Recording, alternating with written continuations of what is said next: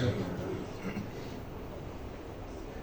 ایھا الذین آمنوا اذا قمتم الی الصلاۃ فاغسلوا وجوہکم وایدیکم الی المرافق وامسحوا برؤوسکم وارجلکم الی الکعبین۔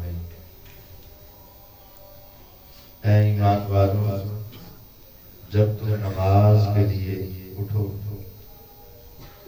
تو اپنے چہروں کو، اپنے ہاتھوں کو کونیوں تک اور اپنے پاؤں کو دھویا کر، سر کا مسح کیا۔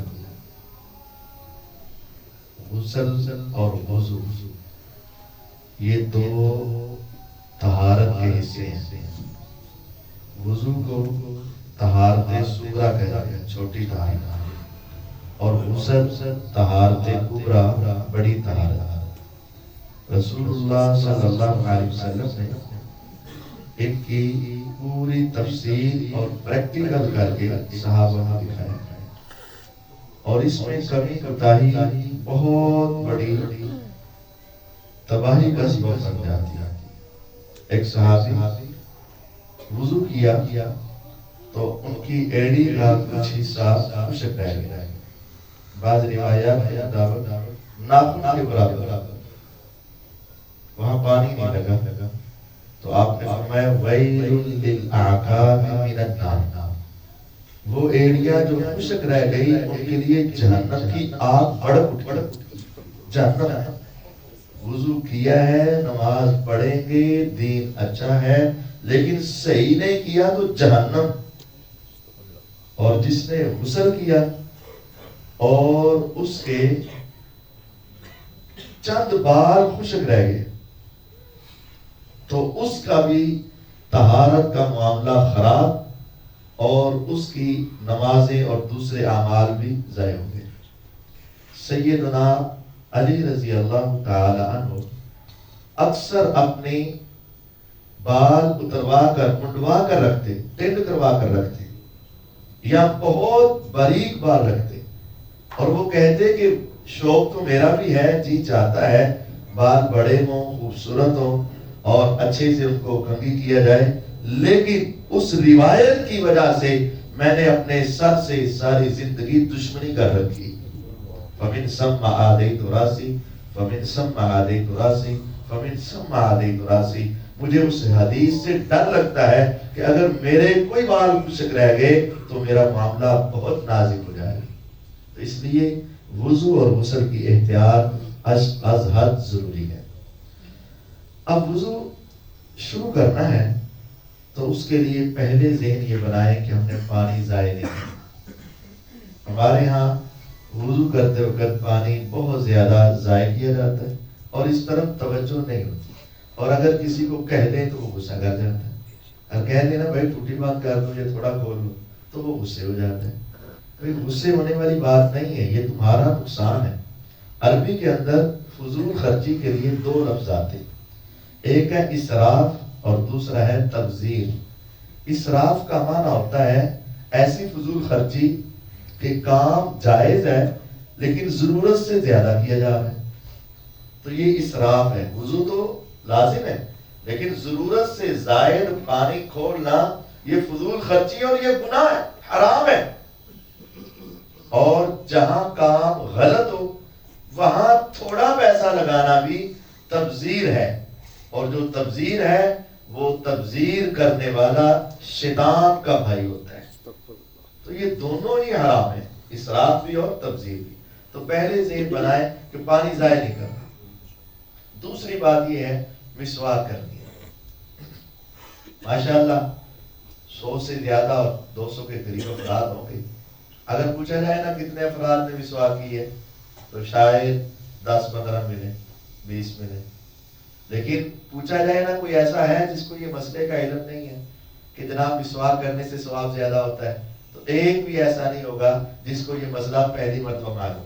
سبھی کو معلوم، لیکن یہ ہماری سوچ بنا دی گئی ہے کہ روزانہ ٹوتھ پیسٹ کرنی ہے، برش کرنا ہے، اس کے بغیر باہر نہیں نکلنا، یہ سوچ ہے۔ لیکن یہ سوچ ختم ہے کہ ہر روز ہر نماز کے وقت ہم نے کیا کرنی ہے؟ مسواک. یہ سوچ ختم. اور یہ سوچ بھی بنا دی گئی یار منہ صاف کرنا ہے، دان صاف کرنے، وہ تو میرے صاف ہے. نہیں، اللہ کے بندو تم کتنی نیکیاں کرتے ہو اور مقصود کیا ہے؟ اللہ راضی ہو جائے. یہاں اعتکاف میں بیٹھے ہو، کیا مقصود؟ میرا اللہ ہمارے اوپر راضی ہو جائے.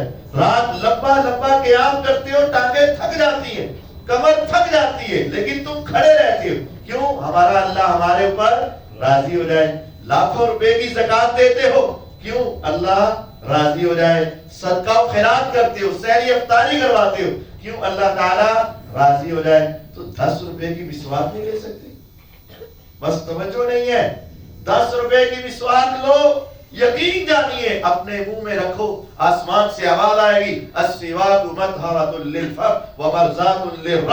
تم نے مسواک منہ میں رکھی، آسمان والا رب تیرے اوپر راضی ہو چکا. یہ اللہ کو راضی کر دیتی ہے. جو شخص مسواک کرتا ہے اللہ اس آدمی سے راضی ہو جاتے. تو جہاں ہم اتنے بڑے بڑے کام کر کے اللہ کو راضی کرنا چاہتے ہیں، بعض چھوٹے کاموں سے بھی میرا رب بہت راضی ہوتا ہے. تمہیں نہیں ضرورت ہوگی مسواک کی، تیرے دانت صاف ہوں گے، لیکن اس نظریے سے تو کر لے، یہ ضرورت تو ہے نا کہ تمہارا رب تم سے راضی ہو جائے. یہ ضرورت تو ہے نا. اس ضرورت کے پیش نظر مسواک کو آپ اپنے اوپر لازم سمجھ لیں. لازم سمجھیں گے تو کچھ نہ کچھ کریں گے، حالانکہ لازم نہیں ہے، لیکن آپ اپنی تربیت کے لیے اس کو کیا سمجھیں؟ لازم سمجھیں. مسواک کریں اور ہر نماز مسواک کے ساتھ پڑھیں. اب وضو کے لیے بیٹھ گئے، ٹوٹی ہلکی سی کھول لی، اب کیا کرنا ہے؟ بسم اللہ پڑھنی. بسم اللہ دونوں طریقے سے درست ہے، چاہے صرف اتنا ہی پڑھ لیں بسم اللہ، چاہے پوری پڑھ لیں بسم اللہ الرحمن الرحیم. اب ایک غلطی ہوتی ہے ہماری آگے، دائیں ہاتھ سے ٹوٹی کھولتے، یہ تو اچھا ہے، تو وضو کے لیے پھر آگے کون سا ہاتھ کرتے ہیں؟ تو حالانکہ پہلا کون سا دھونا ہے؟ ہوتا کیا ہے؟ ایسی ٹوٹی کھولی اور ہاتھ بائیں آگے چلا گیا، تو ہم نے پہلے بائیں کو گیلا کیا، تو یہ غلط ہے. دائیں سے کھولنی ہے اور دایاں ہاتھ ہی پہلے دھونا ہے اور پھر بایاں، اور پھر آپس میں ان کو ملنا ہے.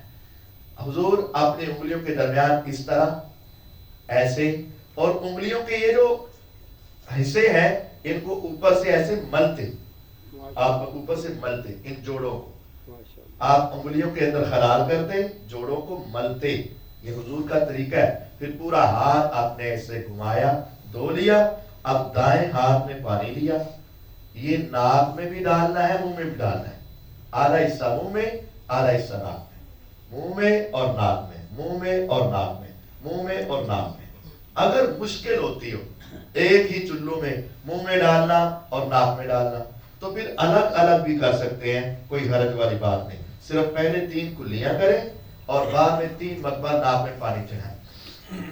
ناک میں پانی چڑھانا ہے، اور ہماری غلطی یہ ہے کہ ہم ناک کو پانی لگاتے ہیں. لگانے اور چڑھانے میں فرق ہے. لگانے اور چڑھانے میں فرق ہے. لگانا ہے ایسے کہ اگلا حصہ بس ہم نے لگا دیا. چڑھانا ہے اوپر تک ذرا زور سے اور اندر کھینچ. اسبغ الوضو وبالغ فی الاستنشاق. ناک میں پانی چڑھانے میں زور لگاؤ، مبالغہ کرو. ایک ہے لگانا، ایک ہے چڑھانا. ناک میں پانی چڑھانا ہے. ہاں روزہ ہے اور تمہیں ڈر ہے کہ اتنا چڑھ جاتا ہے میرے ناک میں پانی کہ اندر حلق تک آ جاتا ہے، تو وہاں تھوڑا روزے کی حالت میں ذرا کم چڑھا لو، لیکن عام حالت میں خوب چڑھاؤ. ناک میں پانی چڑھا لیا. اب ناک آپ کا صاف ہے، کوئی بلغم وغیرہ نہیں ہے، لیکن پھر بھی اسے جھاڑنا ہے. ہمارے ہاں یہ دیکھا جاتا ہے یا سوچا جاتا ہے کہ اگر تو ضرورت ہے صاف کرنے کی تو صاف کر لیا، اور اگر اسے پتا ہے ناک صاف ہے، صاف ٹھیک ہے، تو وہ اسے جھاڑتے نہیں ہیں. بھئی میرے ناک میں بلغم ہی نہیں. ارے ناک کو جھاڑنا الگ حکم ہے. جس طرح منہ میں پانی ڈالنے کی تمہیں ضرورت نہیں بھی ہو لیکن کلی کرنی ہے، ناک میں پانی چڑھانے کی ضرورت نہیں بھی ہو، ناک میں پانی چڑھانا ہے. جھاڑنے کی ضرورت نہیں بھی ہو، جھاڑنا ہے. یہ حکم ہے. اس کی ایک وجہ یہ معلوم ہوتی ہے کہ شیطان نہ انسان کے ناک کے اس باسے میں بسیرا کرتا ہے، یا ٹھہرتا ہے یا رہتا ہے. تو جب تم پانی چڑھاتے وضو والا اور زور سے کھینچتے ہو، محسوس یہ ہوتا ہے، معلوم یہ ہوتا ہے کہ اس کے اثرات ختم ہو جاتے ہیں. یعنی شیطان کی جگہ دھو دی جاتی ہے، اثرات ختم ہو جاتے ہیں۔ تو ناک کو جھاڑنا ہے، اس کے بعد چہرہ دھونا ہے۔ اب چہرے کے لیے پانی لیا، ماتھے کے اوپر سے لے کر یہ ٹھوڑی کے نیچے تک جہاں ہمارا حلق ہے وہاں تک دو، اور ایک کان سے لے کر دوسرے کان تک۔ ہاں اگر اللہ تعالیٰ نے توفیق دی ہے، چہرے پر رسول صلی اللہ علیہ وسلم کی سنت ہے، تو پھر جتنا سامنے نظر آ رہا ہے اپنا چہرہ دھو لو۔ اب پوری داڑھی کو گیلا کرنے کی ضرورت نہیں ہے۔ اب دائیں ہاتھ میں اپنے پانی لیا، چلو لیا، اور اسے اپنی ٹھوڑی کے نیچے لگایا بس، اور اپنی انگلیاں کو آپ اس طرح داڑھی میں خلال کر دیا بس۔ ساری داڑھی گیلی کرنے دھونے کی ضرورت نہیں۔ جو فیس نظر آ رہا ہے، جو چہرہ نظر آ رہا ہے وہاں پانی لگ جائے، جہاں بال ہے وہاں صرف پانی تھوڑا سے لے کر تھوڑی کے نیچے رکھا اور اس طرح کر کے خلال کر دیا، یہ آپ کا چہرہ دھل گیا۔ اس کے بعد بازو دھونے ہیں۔ بازو میں ہمارے یہاں ہوتا ہے ٹوٹی کھول دی جاتی ہے اور کلائی سے لے کر ہم آگے ایسے ایسے کر کے دھو رہے ہوتے ہیں، یہ تو ٹھیک ہے، لیکن ہاتھ کو دوبارہ دھونے کا خیال نہیں ہوتا۔ قرآن مجید میں جو ہے وَأَيْدِيَكُمْ إِلَى الْمَرَافِقِ، اپنے ہاتھ دھو کو نہیں ہوتا، جو ایدیا ہے وہ یہاں کلائی سے گٹ سے شروع نہیں ہوتا۔ ہاتھ کہاں سے شروع ہوتا ہے؟ ہتھیلی بھی اس میں ہے، انگلیاں بھی اس میں ہے، تو یہ انگلیوں کو لے کر ہتھیلی کو لے کر کونی سمیت دوبارہ دھونا ہے۔ وَأَيْدِيَكُمْ إِلَى الْمَرَافِقِ، ہمارے یہاں بسا اوقات صرف کلائی سے لے کر کونی تک دھو دیا جاتا ہے، اور یہ ہمارا ہاتھ والا حصہ اسپیشل طور پر اس میں پانی کے اندر مس نہیں ہوتا، یہ غلطی ہو جاتی ہے۔ تو یہ اپنا ہاتھ 20 ہاتھ سمیت کونی تک دھونا ہے، کونی سمیت۔ پھر بایاں، پھر آگے سر کا مسا ہے۔ اب سر کے مسے میں دو طریقہ کار رسول اللہ صلی اللہ علیہ وسلم سے ثابت ہے۔ ایک طریقہ کار یہ ہے جو عام چلتا ہے، وہ یہ ہے کہ آپ اپنے دونوں ہاتھ گیلے کرتے اور ان ہاتھوں میں کوئی انگلی کوئی انگوٹھا الگ نہیں کرتے۔ ہمارے معاشرے میں تو چلتا ہے نا کہ انگلی اور انگوٹھا سائڈ پہ کر لے، اوپر کر، یہ درست نہیں ہے۔ صحیح بخاری کی حدیث کے اندر پورے ہاتھ کے ساتھ حضور سر کا مسا کر، پورے ہاتھ کو اپنے سامنے لے کر آئے، انگوٹھے اپنے کانوں کی طرف اور انگلیاں آپس میں ملا لی، اس طرح کر کے آپ آگے سے پیچھے گدی تک، گدی گردن دو الگ الگ ہے، گدی تک لے گئے، گدی جہاں بال ختم ہوتے ہیں، اور پھر ایسے ہی واپس لے آئے، سائڈیں بھی کور کر لی اور اوپر کا بھی پورا حصہ کور کر لیا۔ تو یہ سر کا مسا ایک ہے۔ دوسرا مسا یہ ہے کہ آپ نے اپنے ہاتھ پہلے آرام سے سر کے آگے رکھے، پھر اٹھا کر تھوڑے سے پیچھے لے گئے، پھر اٹھا کر تھوڑے سے پیچھے لے گئے، پھر اٹھا کر تھوڑے سے پیچھے لے گئے۔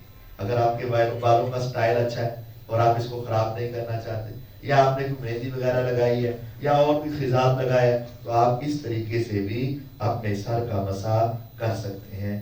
ایسے کرتے کرتے آگے لے آئیں۔ سنن ابی داؤد میں یہ حدیث موجود ہے۔ لیکن ہمارے یہاں ہوتا کیا ہے، یہ غلطی کیا ہوتی ہے، ایک تو ہم ایسے لے کر جاتے ہیں پیچھے اور واپسی پر ایسے ہی ساروں کے اوپر سے ہی بس فلائی اوور بنا کر لے آتے ہیں، ہاتھ ٹچ نہیں کرتے ہیں۔ اور دوسرا یہ ہوتا ہے کہ ہم انگلیاں اور انگوٹھے کو اپنے بچانے کی کوشش کرتے ہیں، اور سوچ یہ ہے کہ اگر انگلیاں یہاں استعمال ہو گئی، سر میں، انگوٹھا سر میں ہو گیا، تو پھر اس انگلی اور انگوٹھے کے پانی سے کان کا مسا جائز نہیں ہوگا۔ سوچ یہ ہے جو پانی پہلے استعمال ہو چکا ہو وہ آگے استعمال نہیں ہو سکتا، تو یہ غلط سوچ ہے۔ رسول اللہ صلی اللہ علیہ وسلم نے اسی ہاتھ کے ساتھ سر کا مسا کیا اور انہی انگلیوں کے ساتھ کانوں کا مسا کیا، تو یہ الگ کرنے کی ضرورت نہیں ہے۔ عورتوں کے بال لمبے ہیں تو وہ بھی اپنے بالوں کے اگنے کی جگہ تک اپنا ہاتھ لے جائیں اور پھر واپس لے آئیں، پوری میریا گت جو ہے اس کو گیلا کرنے یا مسا کرنے کی ضرورت نہیں۔ اب کانوں کا مسا ہے۔ کانوں کے مسے کے لیے آپ اپنی دائیں انگلی بائیں انگلی کان کے اندر سوراخ میں ڈالیں، سوراخ میں ڈال کر تھوڑا سا گھمائیں۔ ہر شخص کے کان میں اللہ تعالیٰ نے کچھ ٹریک بنائے ہوئے، یہ تمام ٹریکوں میں سوچ سوچ کر ہاتھ انگلی گھمانی ہے۔ ہمارے یہاں ایک غلطی ہوتی ہے، جلد بازی بھی ہوتی ہے، ہم کانوں کو اندر سے پکڑتے ہیں اور تھوڑا سا کان کو ہلا دیتے ہیں، انگلی وہیں رہتی ہے، کان ہل جاتا ہے اور پھر ہم سمجھتے ہیں ہم نے مسا کر دیا۔ تو بھی کان نہیں ہلانا، کان ہلانے سے بات نہیں بنے گی، یہ انگلی ہلانی پڑے گی، اور انگلی کان کے تمام ٹریکس میں ایسے کریں، سامنے لے جائیں، پھر یہ نیچے کی طرف، پھر کان کے اس سوراخ کے اوپر کی طرف، پھر اس سے اوپر، پھر اس سے اوپر، یہ 3 حصے بنتے ہیں۔ کان کا سوراخ ہے، سوراخ کے ایسے نیچے آئیں، پھر کان کے سوراخ کے اوپر، پھر تھوڑا سا اوپر، پھر اوپر سے ایسے گھما کر اپنی انگلی آخر تک لے کر آئیں، اور پھر انگوٹھا پیچھے نیچے سے شروع کریں اور گھماتے گھماتے اپنا ہاتھ آگے کی طرف لے آئیں۔ تو یہ پورے کان کا مسح کرنا ہے، اور کوشش کریں ایک دوسرے بھائی کو دکھائیں یا خود آپ اپنا پریکٹیکل کریں اور سوچیں کہ میرے کان کا کوئی حصہ رہ تو نہیں گیا، کئی حصہ رہ تو نہیں گیا۔ مسح کرنا ضروری ہے، جو حکم سر کا ہے وہی حکم کان کا ہے، تو سر کا مسح فرض تو کان کا مسح بھی فرض ہے، کان کا مسح فرض ہے، پورا صحیح مسح کرنا ہے۔ اب کان کا مسح کر لیا تو آگے گردن کا مسح کہیں نہیں ہے۔ ہمارے ایک بہت بڑے شیخ الحدیث ہیں مفتی عبدالولی خان صاحب، مولانا عمران صاحب کے شیخ استاد بھی ہیں، شیخ صاحب کے بھی استاد، اقبال صاحب کے بھی، بہت بڑے عالم دین ہیں۔ منامہ میں وہ جمعہ پڑھاتے ہیں، مرید کے کہ وہ استاد رہے ہیں، شیخ الحدیث رہے ہیں، آج کل یو کے سینٹر میں شیخ الحدیث ہیں، بہت بڑے محدث ہیں۔ دارالسلام میں قرآن کا ترجمہ بڑا عظیم انہوں نے کیا۔ وہ دیوبند مکتبہ فکر کے چوٹی کے عالم تھے۔ تو ایک شخص، میں نے ان سے پوچھا آپ کیسے تبدیل ہوئے، آپ تو اتنے بڑے عالم تھے اور ان کے مدارس کے استاد تھے، تو آپ کیسے بدلے؟ انہوں نے کہا کہ ایک شخص نے مجھ سے مسئلہ پوچھا کہ سر کا، گردن کا مسح، اس کا کیا حکم ہے؟ تو میں نے اسے کہہ دیا مستحب ہے، مستحب ہوتا ہے کہ کرنے سے ثواب ملتا ہے، تو میں نے کہا مستحب ہے۔ تو اس نے پوچھ لیا کہ مستحب کا مطلب ہے کہ حضور نے کوئی زندگی میں ایک مرتبہ کیا ہوگا تو مستحب ہوگا نا، کم از کم ایک مرتبہ تو حضور نے زندگی میں کیا ہوگا نا۔ تو میں نے کہا کیوں نہیں، کئی مرتبہ کیا ہے، اسی لیے تو مستحب ہے، فرض نہیں ہے، لیکن کرو گے تو ثواب ملے گا۔ اس نے کہا حضرت مجھے بس اس کی ایک دلیل چاہیے۔ کہتے میں نے اتنا تلاش کیا، اتنا تلاش کیا، اتنا تلاش کیا، میں اپنے بڑے بڑے اساتذہ، بڑی بڑی لائبریریاں، بڑی بڑی کتابیں ساری چھان ماری، لیکن کسی جگہ سے مجھے مستحب نہیں ملا، بلکہ حضور کا زندگی میں ایک مرتبہ بھی کرنا مجھے ثابت نہیں ہو سکا۔ میں سوچ میں پڑ گیا، ہم ساری زندگی ثواب سمجھ رہے اور میرے آقا علیہ السلام نے ایک مرتبہ بھی نہیں کیا۔ اب اس کے بعد پھر میں نے تحقیق شروع کر دی اور مجھے ہر مسئلہ ہی سمجھ آنا شروع ہو گیا، اور پھر میں نے نا جب پوری تحقیق کی تو مسجد میں نے وضو اور نماز کا طریقہ سنانا شروع کر دیا اسلام آباد میں۔ تو جیسے ہی نماز کا طریقہ ختم ہوا، وضو کا طریقہ ختم ہوا، اور میرا وہاں سے کھانا پینا بھی ختم ہوا، انہوں نے مجھے مسجد سے نکال دیا کہ آپ حدیث سناتے۔ تو پھر میں پریشان تھا، تو کسی نے کہا کہ آپ اس مدرسے میں چلے جائیں، تو میں ادھر آیا، میں پڑھنا بھی شروع کیا، پڑھانا بھی شروع کیا، تو اللہ تعالیٰ نے میرا سینہ کھول دیا۔ تو یہ حقیقت ہے، آپ اس کا تجربہ کریں میرے بھائی، اللہ کی قسم اٹھا کے کہہ سکتے ہیں رسول اللہ صلی اللہ علیہ وسلم سے گردن کا مسح کرنا ثابت نہیں ہے، یہ صرف سنی سنائی باتیں ہیں، کسی صحیح حدیث میں گردن کا مسح نہیں آیا۔ جہاں ہم آپ کو اتنا وضو کا طریقہ بتا رہے ہیں، اگر حضور نے کیا ہوتا تو ہمارے ہاتھ تھک جاتے ہیں، ہمیں کیا تکلیف ہے، ہم کیوں نہ کریں۔ میں آپ کو کان کی اتنی زیادہ مشقت سمجھا رہا ہوں، سر کی مشقت سمجھا رہا ہوں، بازوؤں کے بارے میں بتا رہا ہوں، تو یہ تو بات ہی کوئی نہیں، لیکن ہم کیوں نہیں کر رہے؟ یہ کسی سے ہمارا اختلاف نہیں ہے، ہم صرف اس وجہ سے نہیں کر رہے کہ ہمارے نبی محمد صلی اللہ علیہ وسلم نے ایسا نہیں کیا، بس آپ نے نہیں کیا، ہم نہیں کریں۔ اس کے بعد پاؤں دھوئیں، دایاں پاؤں دھوئیں تو انگلیوں کے درمیان میں خلال کریں۔ صحیح ابن خزیمہ میں ہے کہ رسول اللہ صلی اللہ علیہ وسلم چھوٹی انگلی کے ساتھ پاؤں کی انگلیوں کا خلال کیا کرتے، تو اپنے پاؤں کی انگلیوں کے درمیان یہ انگلی ماریں اور خلال کریں، اور پھر آپ الٹا پاؤں دھوئیں، تو یہ آپ کا وضو مکمل ہو جائے گا۔ ابو داؤد کے ایک حدیث میں ہے کہ اگر کسی شخص کو محسوس ہوتا ہے کہ اس کے کچھ قطرات نکلتے ہیں پانی کے پیشاب کے یا ویسے، تو وہ اپنے ان وسوسوں سے بچنے کے لیے اپنے وضو کے بعد تھوڑا سا پانی لے کر شرمگاہ پر چھینٹے مار سکتا ہے کپڑوں کے اوپر سے۔ اب یہ وضو مکمل ہوا تو دعا پڑھنی ہے۔ دعا کے لیے اشہد ان لا الہ الا اللہ و اشہد ان محمدا عبدہ و رسولہ. یہ دعا جو انسان سچے دل سے پڑھ لیتا ہے اللہ تعالیٰ اس کے لیے جنت کے 8 دروازے کھولتے ہیں. ایک دوسری دعا ہے سبحانک اللہم و بحمدک اشہد ان لا الہ الا انت استغفرک و اتوب الیک. جو شخص یہ دعا پڑھ لیتا ہے نامہ اعمال تو لکھا جا رہا ہے حق کا، لیکن یہ دعا ایک اسپیشل ورق پر لکھی جاتی، اس سے ہٹ کر، اس نامہ اعمال سے ہٹ کر ایک اسپیشل ورقے پر یہ دعا لکھی جاتی ہے اور اس کو سیل پیک کر دیا جاتا ہے، مہر لگا دی جاتی ہے اور فرمایا جاتا ہے یہ صرف روز قیامت ہی کھولی جائے گی. اور اسپیشل رکھ دیا جاتا ہے کہ یہ بندہ اللہ کی توحید کا اقرار کر رہا ہے اور اپنے گناہوں کی معافی مانگ رہا ہے. ایک اور معروف دعا ہے، اس کی صحت کے بارے میں اختلاف ہے، بعض علماء صحیح کہتے ہیں، بعض کے نزدیک اس کی صحت ثابت نہیں. اللہم اجعلنی من التوابین واجعلنی من المتطہرین. بہرحال آپ مسنون نہ بھی سمجھیں تو اس کو پڑھا جا سکتا ہے، اس میں کوئی حرج والی بات. یہ آپ کا وضو مکمل ہو گیا. غسل اس کے ساتھ یہ صرف تھوڑا سا فرق ہے تو بتا دیں تاکہ آگے نظام آگے. غسل ایسے ہی ہے کہ جیسے آپ نے وضو شروع کیا نا، ہاتھ دھوئے، منہ میں پانی، ناک میں پانی، ناک جھاڑا. بعض لوگ کہتے ہیں غرارہ کرنا ہے، غرارہ قرآن و حدیث میں نہیں ہے. جس طرح وضو ہے اسی طرح وضو. اور پھر آپ نے چہرہ دھویا، بازو دھوئے، سر تک وضو ہی ہے، لیکن سر پہ آگے تھوڑا سا تبدیل ہوگا. سر میں آپ نے وضو میں کیا کیا تھا؟ مسح. غسل میں مسح ہے تو پھر کیا کرنا ہے؟ سنت صحیح نسائی کی روایت ہے مسح نہیں کیا تو پھر کیا کیا؟ پھر اپنے بال ہاتھ گیلے کیے اور آپ نے مسح کی جگہ پر ایسے ایسے بالوں کو کھولا، یعنی اپنے ہاتھ اپنے بالوں کے اندر اچھے طریقے سے گھمائے، جس طرح وہ سیلون والا ہماری کٹنگ سے پہلے ہمارے بالوں کو اچھی طریقے سے کھولتا ہے. تو اس طرح آپ نے اپنے بالوں میں ہاتھ گھمایا. پھر آپ نے اپنی دعا کی طرح دو ہاتھ اکٹھے کیے تو پانی لیا ٹوٹی سے یا ٹب سے لیا اور اپنے سر پہ ڈال کے اچھے طریقے سے گھمایا. پھر ایسے لیا اچھے طریقے سے گھمایا، پھر ایسے لیا اچھے 3 مرتبہ ایسے کیا اور پھر اسی طرح اچھی طرح پانی جو ہے وہ اپنے کانوں میں بھی لگا کر اچھے طریقے سے کان صاف کیے. یہ آپ کا وضو جیسا ہو گیا. پاؤں دھو لیے. اس کے بعد جب پاؤں دھو لیے تو آپ کا وضو مکمل ہو گیا. اب دائیں طرف آپ نے اپنے پانی ڈالا، بازو بھی دوبارہ اور یہ سارا حصہ دوبارہ دایاں حصہ سینے سے درمیان سے، اور پھر آپ نے بایاں حصہ دھویا، چاہے شاور کے نیچے ہو جائے، چاہے کسی ڈبی کے ساتھ ڈال لے پانی، چاہے ٹوٹی کے نیچے ہو جائے. تو جب دایاں حصہ دھل گیا بایاں حصہ دھل گیا تو یہ آپ کا وضو بھی ہو گیا اور غسل بھی ہو گیا. عورتوں کے لیے یہ ہے کہ وہ اپنے بال اگر زور سے گت کی ہوئی ہے، بیڑیاں بنائی ہوئی ہیں، تو ایک ہوتا ہے ماہانہ غسل، اس میں تو کھولنے ضروری ہیں. ایک ہوتا ہے ویسے فرضی غسل، اس میں بال کھولنا ضروری نہیں.